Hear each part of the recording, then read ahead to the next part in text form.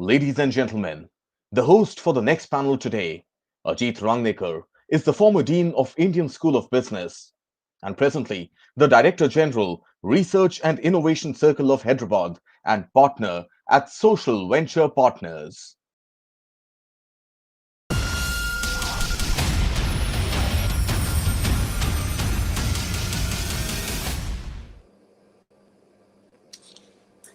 Good evening and welcome to PanIIT Global e-Conclave.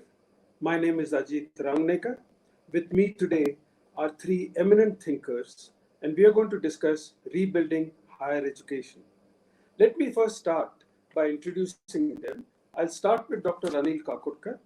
Dr. Anil Kakodkar is currently the chairman of Rajiv Gandhi Science and Technology Commission, former chairman of Atomic Energy Commission and secretary to the Government of India, also the chairman of Board of Governors at IIT Bombay between 2006 and 2015. He has worked on the development of atomic energy program in India throughout his professional life. The focus of his work has been on self-reliant development of nuclear reactor systems. For his achievements in the field, he was awarded Padma Shri in 1998, Padma Bhushan in 1999, and Padma Vibhushan in 2009. It's indeed an honor to have you with us, sir. He obtained his BE Mechanical degree from Bombay University and MSc from Nottingham University in '69. Also joining us all the way from Boston is Dr. M.S. Vijay Kumar, who has been providing leadership for sustainable technology-enabled education innovation at MIT for the past 20 odd years. He's currently MIT's Associate Dean for Digital Learning and Executive Director of the Jameel World Education Lab, which is doing some amazing work in developing countries. Dr. Vijay Kumar is a member of the Faculty Advisory Committee of MIT's Open Courseware, which is of course all where the new things are happening. He has served as the Executive Officer of MIT's Council for Education Technology. He currently co-leads CLIX, a Tata MIT initiative for educational quality and access. He did his BTech in Chemical Engineering and MS in Industrial Management from IIT Madras and received his PhD from University of Massachusetts. He is a recipient of the Distinguished Alumnus Award from IIT Madras. The third panelist, my dear friend, BVR Mohan Reddy, is the Executive Chairman of SCIENT. Mohan is a visionary who actually moved away from normal IT services to doing global engineering R&D services. He started SCIENT in 1991, has been the past chairman of NASSCOM in 15-16, was the chairman of CII Southern Region, currently chairman of CII Education Council. He, along with me, was the founding director of T-Hub, the largest startup incubator in the country. He has taken several leadership positions to promote higher education. He's chairman of the board of IIT Hyderabad, member of the Leadership Advisory Board at University of Michigan's College of Engineering, also member of the Court of Governors at Administrative Staff College. Mohan received his Padma Shri in 2017. He's a recipient of the Distinguished Leadership Award of the American Society of Mechanical Engineers, Distinguished Alumnus of the IIT Kanpur, Fellow of the Institution of Engineers. He holds his postgraduate degrees from IIT Kanpur and also Michigan. It's a phenomenal panel. So let me start by setting something of the background so that then we can have a discussion. And by the way, my system and my Wi-Fi has not been behaving too well today. So if I suddenly drop off, please don't panic. The rest of the team will continue. They are the thinkers. I'm only the moderator. So if we start with the assumption that the purpose of higher education, for each one of us, we have our own purpose. We want to do something, that's why we study. We are all driven by our own something internal. But for a nation, the purpose of education in general and higher education is particular, is to create a better and a responsible society. And what does a responsible society mean? It's one which has good governance, which provides all the basic necessities of food, shelter, health, cleanliness, hygiene, security, but also provides for equity and freedom of thought and action. It has to make that a robust industry which is globally competitive. It must ensure global living standards in terms of environment, culture, entertainment, etc. And it must provide each one of us opportunities to do what we want within the law, including, very importantly, wealth creation. Right? Now, no society can do all of these all together at the same time. So, what has happened in India is from independence, initially, the focus of our education, everything we did, was on nation building and self reliance. From 60s to 80s, we took a shift towards wealth redistribution, socialism, and import substitution. And when that did not work, from 90s onwards, we have focused essentially on wealth creation. But what is happening now? See, the globalization and the wealth creation in globalization predominantly benefited the wealthy and the middle class. The educated middle class was amongst the biggest beneficiaries of globalization. However, we somehow were not able to carry the poor with us. So the poor in many countries got left behind. Also, what happened in developed countries, the poor actually suffered because their jobs went to other countries like China, India, etc. So today what's happening is many of them are now pushing back and says, no, we want our share, and globalization therefore is not an answer. So the people who are taking charge in different parts of the countries are all asking for an equity is the bigger this thing. Doubling, greater focus on rural development in India, and so on and so forth. And these are all genuine, correct requirements. Then what has happened is, thanks to COVID especially, but also all the political changes that have been happening recently in Ladakh and elsewhere, we are realizing that having one central and only one global manufacturing base is simply unsustainable and is politically dangerous. And therefore, we are all re-examining our past global manufacturing strategies. At the same time, on the positive note, a large number of technologies, not just digital technologies, but robotics and a whole lot of other technologies and agri and life sciences are all giving us an opportunity to actually improve the world. So that is the opportunity. And in all of this, it's not just the disadvantaged people who are pushing, but it's also the young who are saying, we want a cleaner world. You are destroying our future and you cannot do that. So that is the framework under which we have to look about reimagining higher education. So what are the options we have? What are some of the things we shall do, etc., etc.? I'm going to first start by requesting Dr. Kakodkar to give his view. After that, I'll go to Professor Vijay Kumar and then to Mohan, BBR Mohan Reddy, after which we will open it up for questions. So over to you, Dr. Kakodkar. Thank you, Mr. Rangnekar.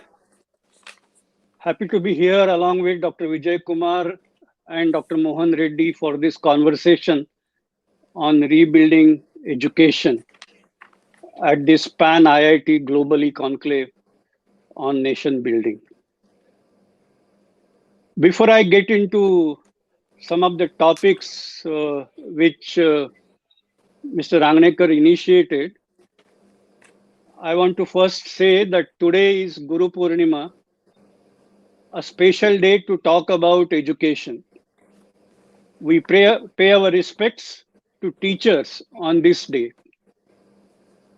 Actually, education is a subject on which I think maximum number of reports have been written. And it's very difficult to say something new. But the fact remains that it is the teacher who makes the difference and can make all the difference on the education landscape. Having said that, let me come to the discussion proper. To my mind, in the Indian context, we need to look at education as a key enabler on several counts. First, bridging disparities. And within that, we have to recognize that we have to address several divides.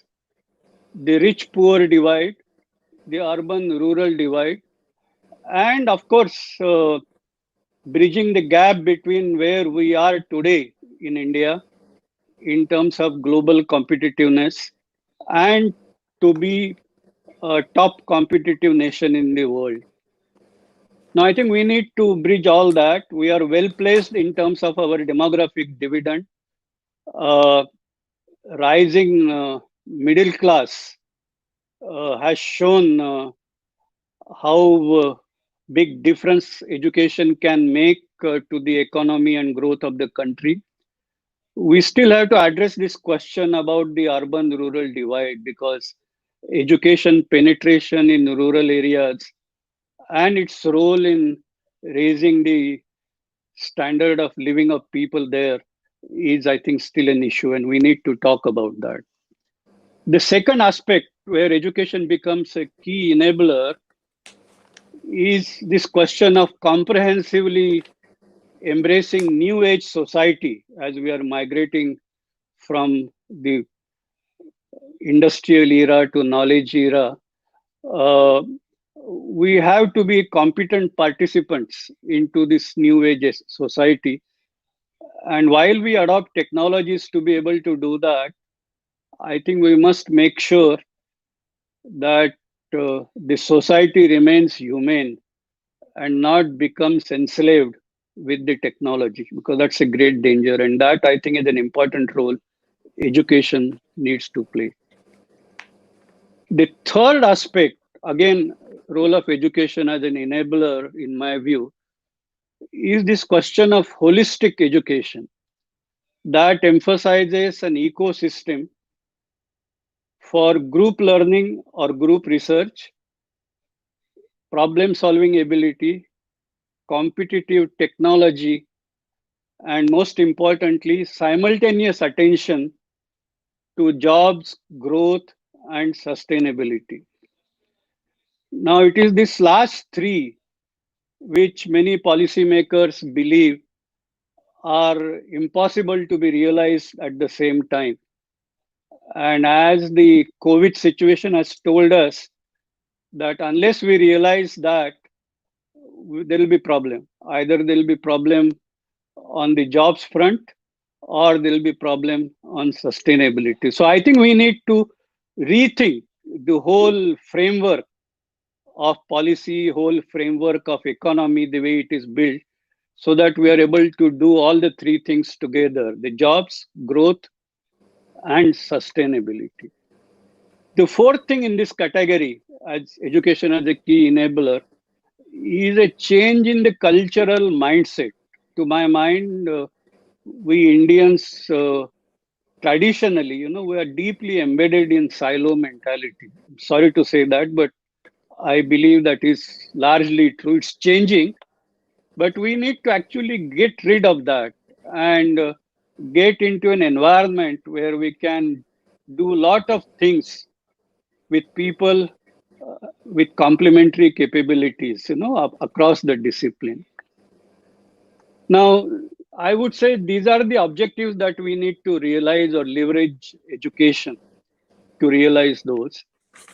But there are some specific actions that I want to talk about to realize these objectives. Number one, we need an education model that can address the issues of access, as was alluded to, and quality, and also mobilize necessary resources. In India, we have this flourishing coaching class industry today.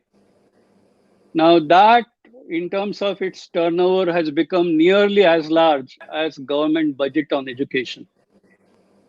Can we see a different configuration of resource mobilization between public and private funds that makes education more holistic in terms of knowledge gathering, along with relevant skills, situated work-based learning, better problem-solving capability, and assured livelihood? I think that's a challenge, because today, not that money is not there, but I think it is causing more harm than good. And of course, you can't blame it, because it has become so competitive, cutthroat competition, that children do rush to get into the IIT and JEE and what other domains, because there are so few opportunities. So we need to look at that landscape. The second important thing that I think we need to look at, obviously, and there are experts on technology on the panel, so I will not say much, But technology would clearly be an important part of the toolkit for education. Education models need to recognize limitations of current infrastructure and resources. Even if we get all the technology, I think we need to be conscious about our ability to deploy in the infrastructure that we have, particularly in the rural or interior parts. There have been several experiments being done by different people. While there is a problem of connectivity in some parts, people are talking about utilizing television, computers, laptops, and handheld devices, mobile and all together. And I think it's a new paradigm, and I think there is enough expertise available, and we need to see how to pull it together in an affordable manner. But one thing is clear to me, that things have to change on technology front. I think the current framework, in my mind, is soon likely to become actually irrelevant. So we need to think quickly. And in the context of COVID, obviously, the urgency has become even greater. The next point that I wish to make is the need to make education more holistic. I touched upon this, and make that education a part of ecosystem involving technology enabled.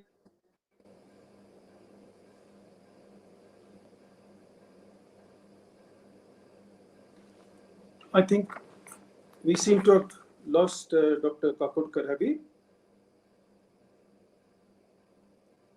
Hello?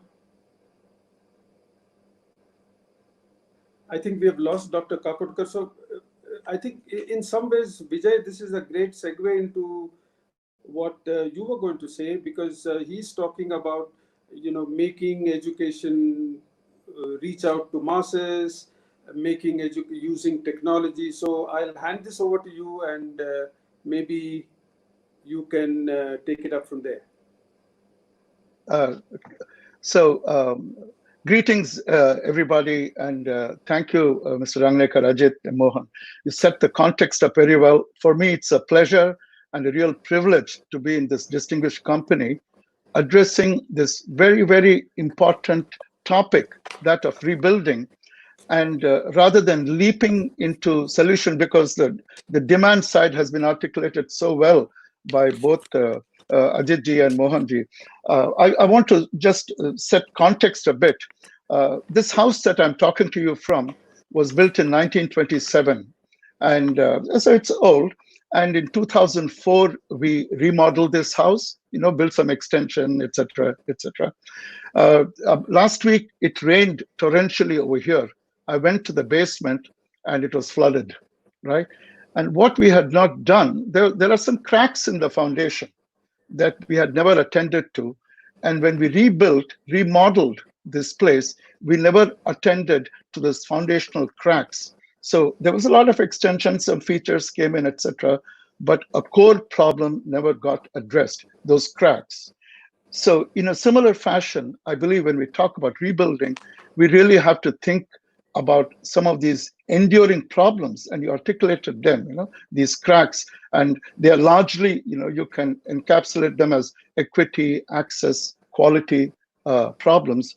And what COVID has done, and we have found out, is it has exacerbated, it has exaggerated, and we can see one of the, it's a very unfortunate term, features of COVID, that it has unsurfaced, it has opened the kimono on some of these perennial problems of education, of educational equity.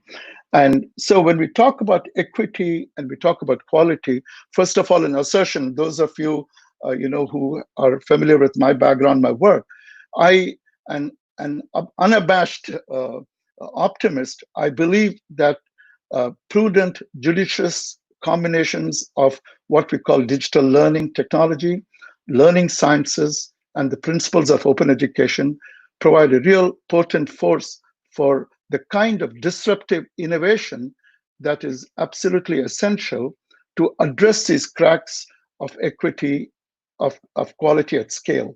So we talk about access and we talk about quality at scale. And one of the things I like to point out, and we're all among scientists and engineers, so this is always challenged when I mention it. When I refer to scale, I talk about scale as not being a scalar, but being a vector which has both magnitude and direction. So when we talk about scale of providing education at scale or quality at scale, we think about doing something and making it widely distributed to people. What we forget is that the learners that we're trying to get to, and particularly pronounced now, they come with different preparation, they come with different motivation, they come with different infrastructure challenges, where they are. So, they're locationally challenged, they're vocationally challenged.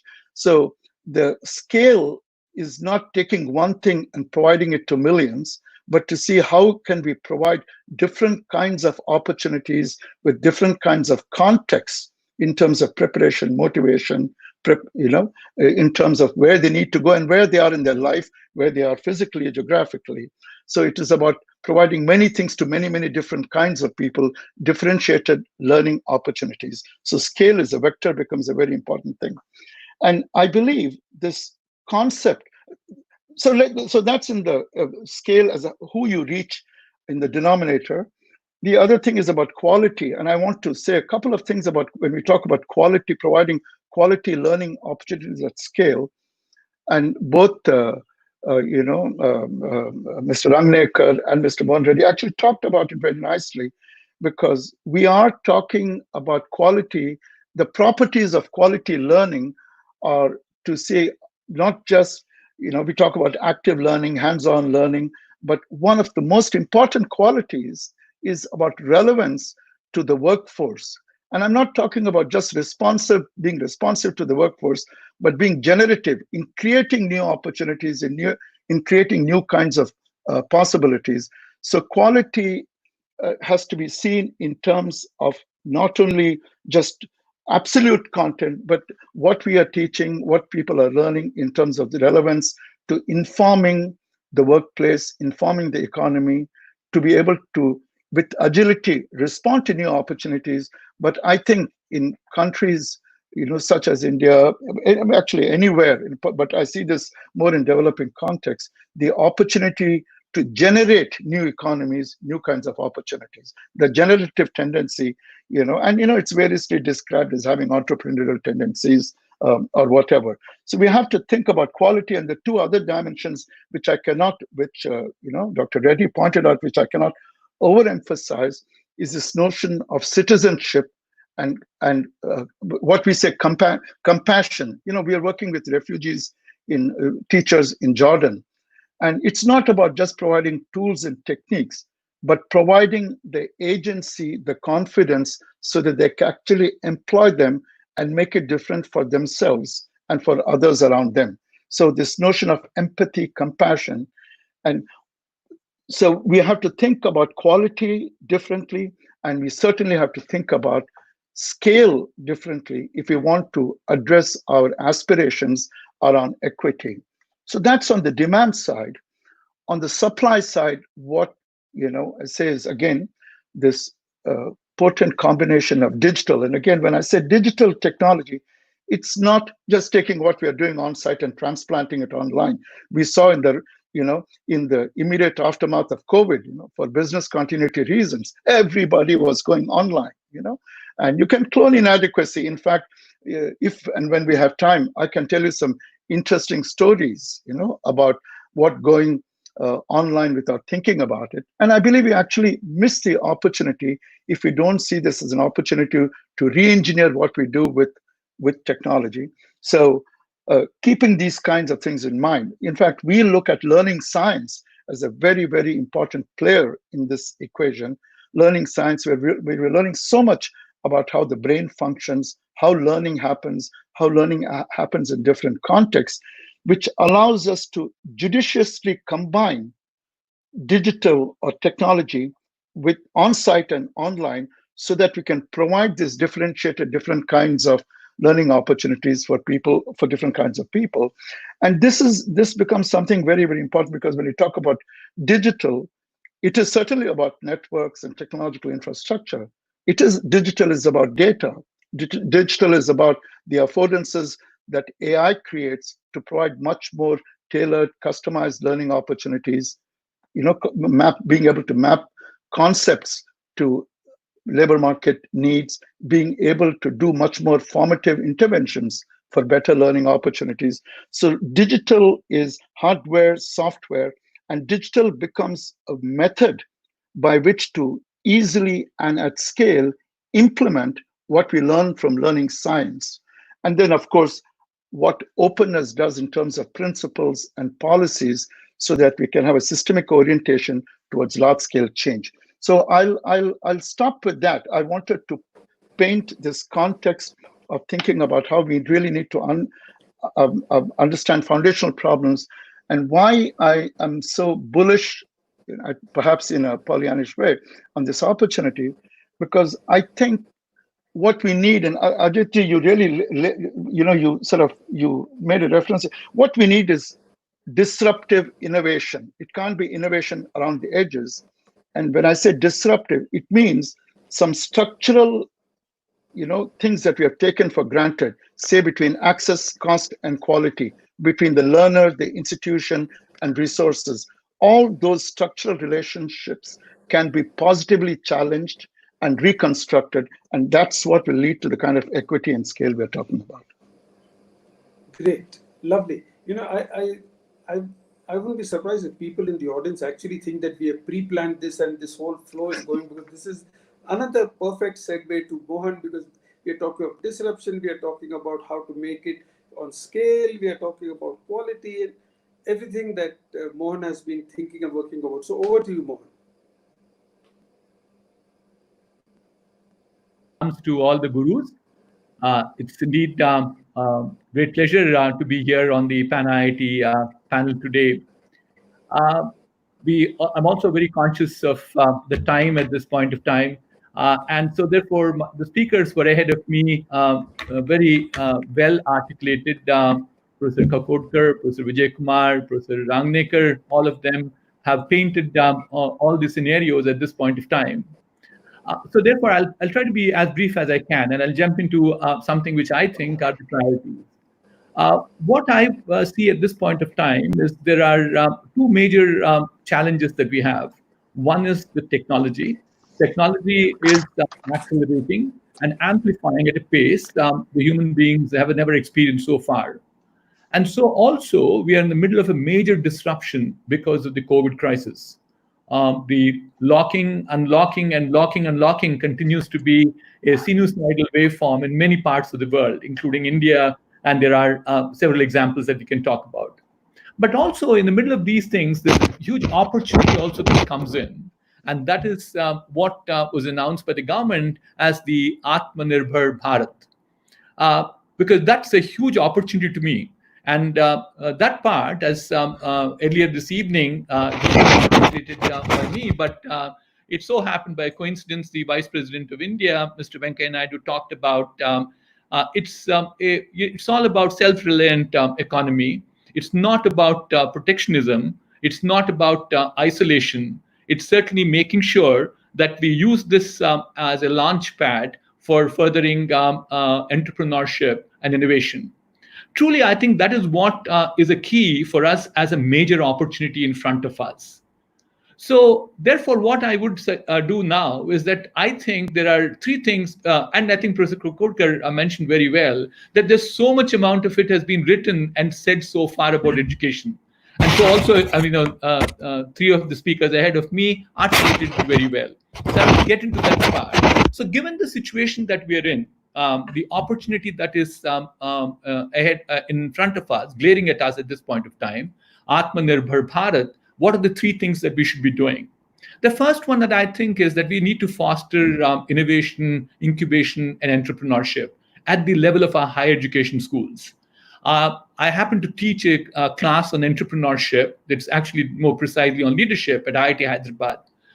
We get about 76 students there.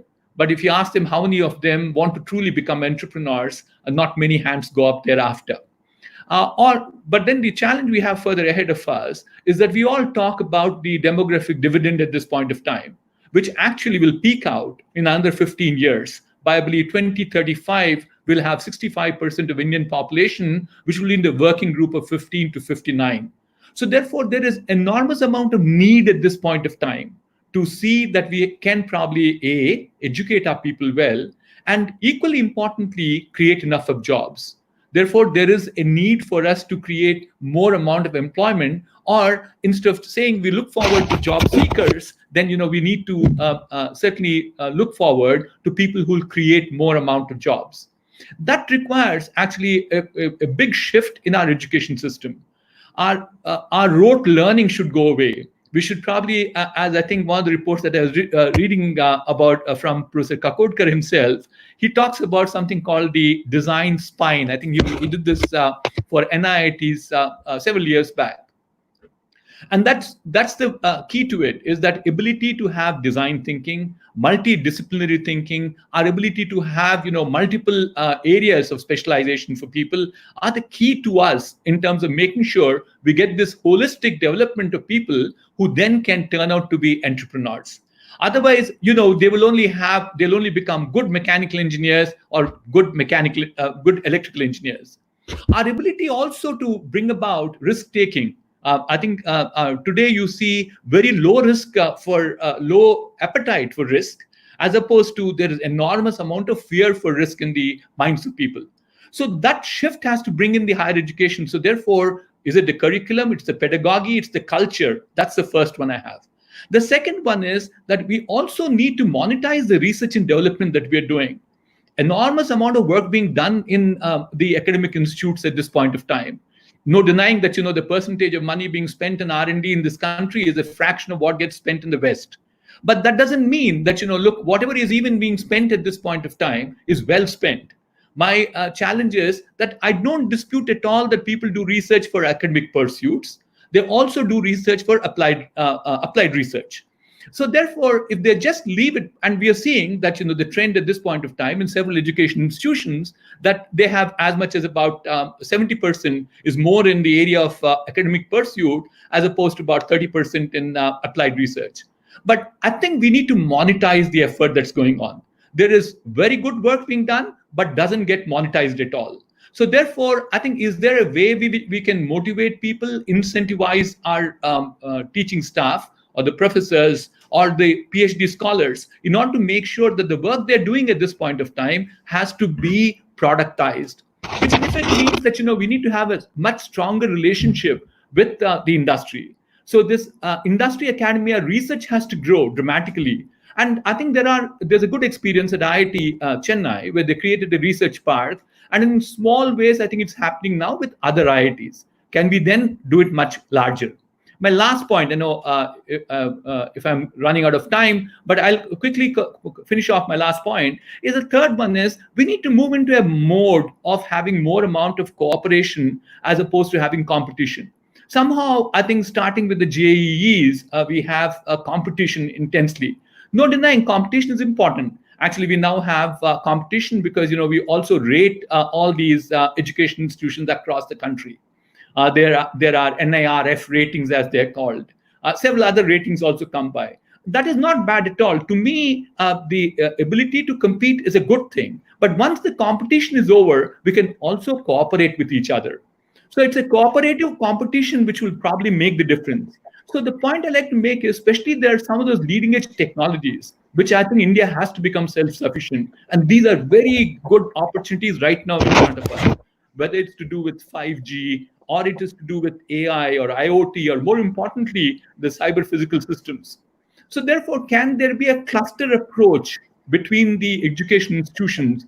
That's the new norm that we have to get about, where we can probably get more deep domain knowledge as a nation, as opposed to saying one education institution will start putting effort to make it happen. So I'll rest my case by saying these three things I had. One is that we need to promote more amount of entrepreneurship, incubation, and innovation. The second one is that we need to monetize our research. The third one is that we need to have more amount of cooperation in addition to competition. Thank you. Thank you, Mohan. And that's a great, bringing together of various things. I'm going to start with some questions, but let me tell the audience right now, Please put in your questions on the chat so that I can have a look at them. If necessary, invite you in. You can ask or I can ask on your behalf. So please start adding questions to the thing. Let me first start with, Vijay talked about disruption. Professor Dr. Kakodkar talked about holistic education. Mohan talked about multidisciplinary, action-oriented graduation. So how disruptive should Indian education think of being? If you're going to, so if I were to say, and Vijay, this is really much more for you, given what we do now is what I like to call as the Mercedes model. We build Mercedeses and BMWs and then we let them out into the industry and we never service them for 40 years. That's our education model, right? Given 5G, AR, VR, and enormous changes that technology, how about shifting a majority of the higher education to lifelong learning, where people are working as they are, so they actually face multidisciplinary real problems, they solve them together, they understand. How drastic can we go? What's your, and after that I'll ask Dr. Kapoor, because he had also raised that, if there's so many different things that we want to accomplish, they cannot be accomplished with the status quo. So I want your ideas on how disruptive we can afford to be.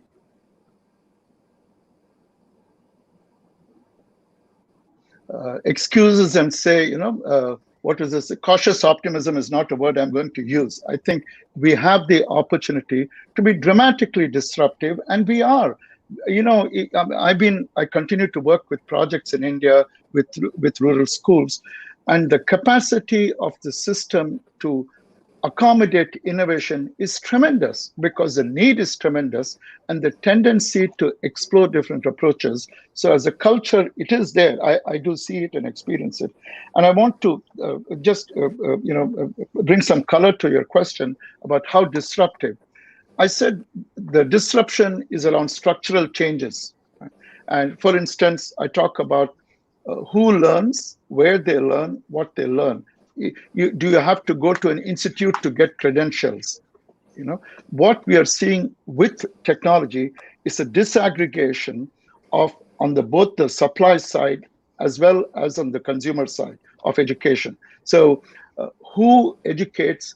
How do you modularize? How do you bundle various dimensions of the learning experience can be really disaggregated and spread out. And something that was just said by first of all, I believe that in some sense we are all displaced learners. Some of us are, and if anything, even with COVID, we are sitting at home. We are displaced from our workplace. We are displaced from other entities, and we are displaced, like I said, either vocationally. I'm in a job and I don't have access to the next set of upskilling opportunities that allow me to make a career change, or even, or just even change my job. I'm locationally displaced. I'm infrastructure displaced because I don't have access to resources.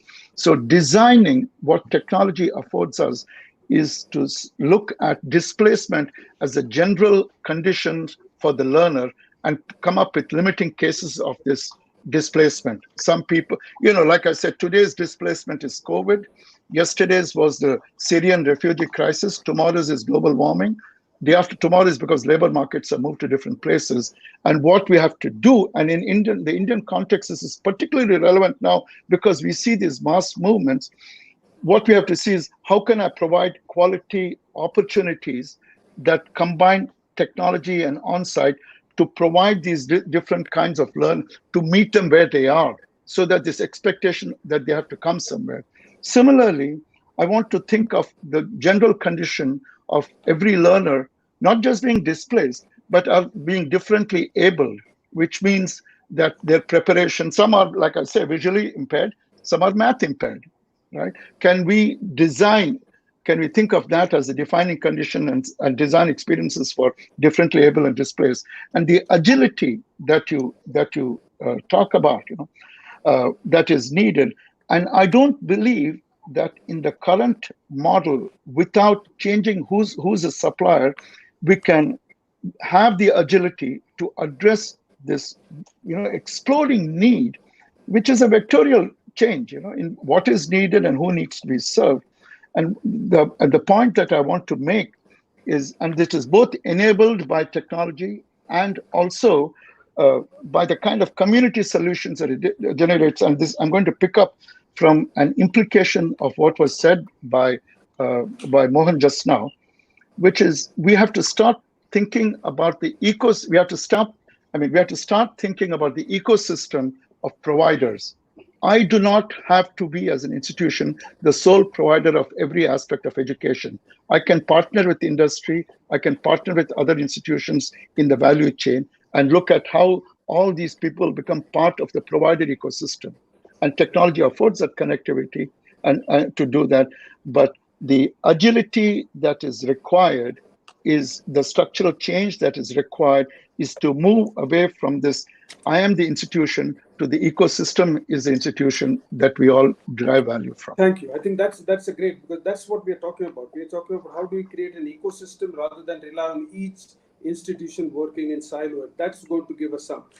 While we are talking about all these futures, some of our viewers here are worried about day-to-day issues, and how they can manage it. So I'm going to ask Himali Chapia, if she is still on this thing, to ask her question. Himali, are you there? Can you come in, please?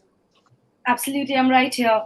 Good evening, everyone. I was keen to understand, as Professor Vijay pointed out, that he spoke about the cracks in the foundation. One sees that in a lot of universities in India, these cracks are now very visible, and the academic year of 2019-20 has not closed. And a lot of the graduating students are going to be merely, they're not going to be assessed and merely given mark sheets without any examinations. I wanted to know if the panel, I think all of you are very experienced, if you can tell us, graduating students without any kind of assessment, does that have an impact on A, their first job, and B, on the institution that is graduating them? Can I go ahead, Ajit? Please. Yeah, I guess, this is a real problem at the IITs at this point of time. And what we decided to do at this juncture is that the graduating class of 2020 have already graduated themselves. That's basically, we ran the classes for a month, for the month of April, in spite of the lockdown. It was online, or it was through offline, or using even text messages, WhatsApp, phone calls. All these were used. Right. So therefore, if people had backlogs, I think that is also an associated question of yours, is that we said they should be, I think the exams were done by end of May. 15th of June, we have gone ahead and finalized the grading. And end of June, we decided who will be graduating. Actually, the plan is to have a virtual graduation by end of July. So therefore, people who have not finished off and have some backlogs, we're giving them one more opportunity. So they will definitely complete. And I don't think, it's coming up in your grade sheet saying that, whether you went through an exam or not. That's not all coming up. Final grade is being put on the grade sheet at this point of time. So that should not be of a major concern. Thank you, Mohan. Coming back, and I think somebody mentioned this, I think it was Mohan, perhaps we want our children to be innovative, we want them to be action-oriented, we want to be holistic. But the entrance exam, which is especially the IIT JEE, is increasingly forcing many parents, I think wrongly, but that's my opinion, to shift their children more and more to coaching classes. And I think Dr. Kakodkar talked about it, that the economy of this coaching classes is now as big as it's in which all ability to think holistically, all ability to think about different aspects, is all changed, and all that we think is every question in the world can be answered either as A, B, C, or D in 30 seconds, right? So how do we, I think, should we not also be disrupting our selection system? Absolutely. I think the answer is yes, Ajit, unhesitant about it. There should be methods of changing it, but still, it's an ongoing tussle that goes on. We can't probably change it so quickly. at least now having mains and then having an advanced, I think we continue to keep that going on, at least with the advanced part that came in. I think it's not 30 seconds A, B, C, D. It is little more than that. Certainly, I think we saw a change in the complexion of people who are coming in. But no denying at all, we can't stop this industry which is running tutorials. And I think Professor Kapotkar, yes, Kapotkar mentioned about it, saying that that industry is as large as the budget of India at this point of time, education of India. So therefore, I think we can't disrupt it so easily. They're also very strongly rooted. Their roots are much stronger than the foundation of Professor Vijay Kumar's home, and so therefore they can't be disturbed so easily at this point of time. Yeah, may I just jump in for a second here? Because I think what you're asking plays directly into the previous question also about assessment. And we really, there's an expression, you are what you measure, right? And we notice this in our working. You can change a lot of pedagogical practice, advanced active learning, but if what we are assessing, both in a summative and formative sense, does not point to understanding how these kinds of tendencies, whether it is entrepreneurial tendencies or active learning tendencies, if the exams don't reflect those, then it's going to be not a systemic orientation or a disruptive change. And which is why, and we have seen various versions of this when people even graduate from institutions like IIT, but when they come to industry, people, first of all, have their own means of assessing who needs to be selected and then who needs to be provided with what kinds of skills changes so that they are training. And so that you don't confuse the input assessment, the selection criteria with the outcome assessment. So I think paying attention to that whole assessment regimen, what are we measuring, who are we measuring, is going to be extremely critical part of this disruption process. Okay. So I'm going to. Can I come in here? Mohan Narayanan sorry, was that the Professor Kapotkar was saying something? Yes. So I was thought, just a let little me conscious about the time that we have got just 7 minutes. So I'm first going, if it's okay with you, may I just get one speaker and then come back to you? So Mohan Narayanan, are you there? Yes, I am there. Good evening. And thanks for the brilliant discussion by all the panel speakers. I think all of you have addressed, at a macro level, at a structural level, what are the things that can be done from a higher education perspective. Now, I just want to restate and go back to a very well-known problem, which is, we have, let's take engineering education. We have over 5 lakh students who graduate every year. Now, out of that, let us keep in mind that IITs, NITs, that is a centrally funded institution, probably account for about 25 or 30,000 of them. The remaining maybe 4.5, I may be a little off the mark, but around 4.5 lakh students come out of other state level engineering. Yeah. Are you able to hear me? Yes, go on. Yeah. So out of these, 4.5 lakh students come out of tier 2, tier 3 engineering colleges. Now we run an initiative as alumni of various IITs to work with those engineering colleges. And then we have found that a big part of the problem there is not actually students, but faculty. And the reason is, of course, not because they are not good, but because, of various other issues in terms of compensation, in terms of opportunities, and in terms of the fact that, the best of the students hence don't become teachers. Now, the question to you, and any of you can answer this, is, has COVID created an opportunity for us, and probably a lifetime opportunity to completely reboot, the engineering education as run by the state universities? Because now we have an opportunity where we can get access to the best of the faculty worldwide to teach on an online platform, and with the local faculty being probably as administrators or messengers. And then we also have the capability to do online assessments and testing and even online proctoring. So this probably Thank you. gives, So I'm going while to ask organic development has happened, this probably gives an opportunity to completely do an inorganic stuff and reboot the whole thing.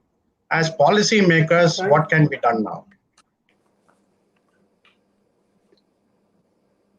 Can I take that? Do you want to answer? Sure. I would like Yes. all the three to answer if possible. Well, let me, of course, I got disconnected in between, so I haven't heard the full question, but I got a sense of it and I'll respond on that basis.